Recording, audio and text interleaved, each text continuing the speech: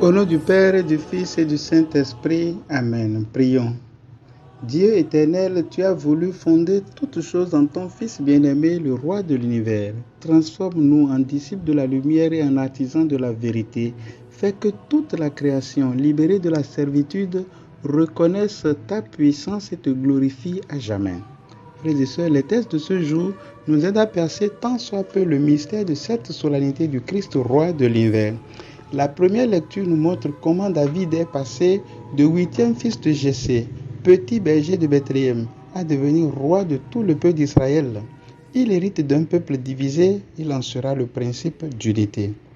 Jésus, mes frères et sœurs, est le seul roi qui peut unir tous les peuples du nord au sud, de l'est à l'ouest.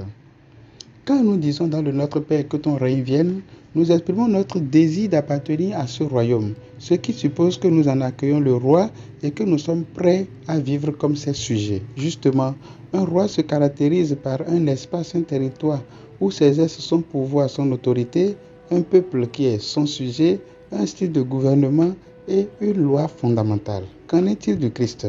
Son territoire. L'espace de la royauté du Christ, c'est l'univers visible et invisible.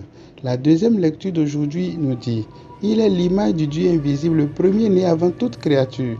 En lui, tout fut créé dans le ciel et sur la terre, les êtres visibles et invisibles. Puissance, principauté, souveraineté, domination, tout est créé par lui et pour lui. Il est avant toute chose et tout subsiste en lui. » Ces sujets. À la différence des rois de ce monde, les sujets de Jésus-Christ sont ceux qui l'accueillent librement et dans la foi, et qui le laissent en connaissance de cause gouverner leur vie. Ils deviennent pour lui des amis, car Jésus partage avec eux tout ce qu'il a reçu du Père. Il les introduit ainsi dans les secrets du royaume. Son style de gouvernement, c'est le service, un service surtout aux plus pauvres, aux nécessiteux, un service altruiste, pour garantir la dignité humaine et ouvrir les uns et les autres au salut de Dieu. Ces constitutions ou lois fondamentales, c'est l'amour de Dieu et du prochain, car Dieu est amour, et celui qui n'aime pas ne connaît pas Dieu. Lisons-nous dans 1 Jean chapitre 4, verset 8.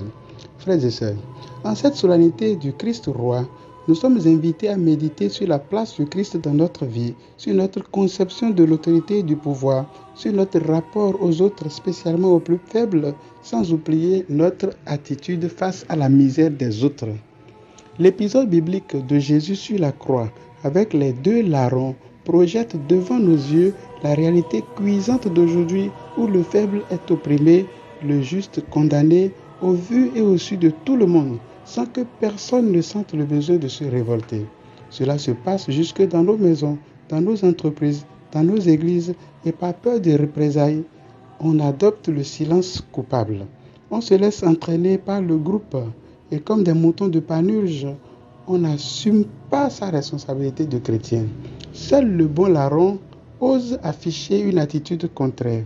D'aucuns diront qu'il n'a plus rien à perdre, mais face à Dieu, aucun de nous n'a rien à perdre. Nous avons tout à gagner. Voilà pourquoi il reçoit la récompense des justes, alors qu'à nos yeux et à ses propres yeux, il était pécheur et méritait parfaitement le châtiment qui lui était infligé. En répondant « Aujourd'hui tu seras avec moi dans le paradis », Jésus précise sa nature divine, car il pardonne et ouvre les portes du paradis, ce qui est réservé à Dieu lui-même, selon ses propres dits dans Matthieu chapitre 20, verset 23. « Ma coupe, vous la boirez. Quant à siéger à ma droite ou à ma gauche, ce n'est pas à moi de l'accorder. Il y a ceux pour qui cela a été réservé par mon Père. » Le bon larron fait sa profession de foi alors que les chefs du peuple et les soldats tournaient Jésus en dérision. S'il est le Messie de Dieu, s'il est le roi des Juifs, qui se sauve, puisqu'il en a sauvé d'autres, disait-il. En d'autres termes, qu'il fasse le spectacle. Oui, mes frères et sœurs, la tentation des chefs du peuple et des soldats est encore très actuelle, et beaucoup de chrétiens le sont pour et à cause de choses spectaculaires. Ils préfèrent même, par exemple, les prières dites charismatiques à l'Eucharistie, confondant ainsi la valeur du sacrifice suprême de Christ sur la croix. Attention mes frères et sœurs à ne pas nous ranger parce que les autres sont plus nombreux ou qui semblent avoir plus de pouvoir ou plus d'argent. Nous devons choisir notre camp et rester cohérents. Célébrer le Christ roi de l'univers n'est donc pas une question de réjouissance stérile et vide, mais de choix d'appartenance, une question d'identité. Méditons en cette semaine le psaume 46 ou 47 selon la Bible que vous avez. Que Dieu vous bénisse au nom du Père et du Fils et du Saint-Esprit. Amen.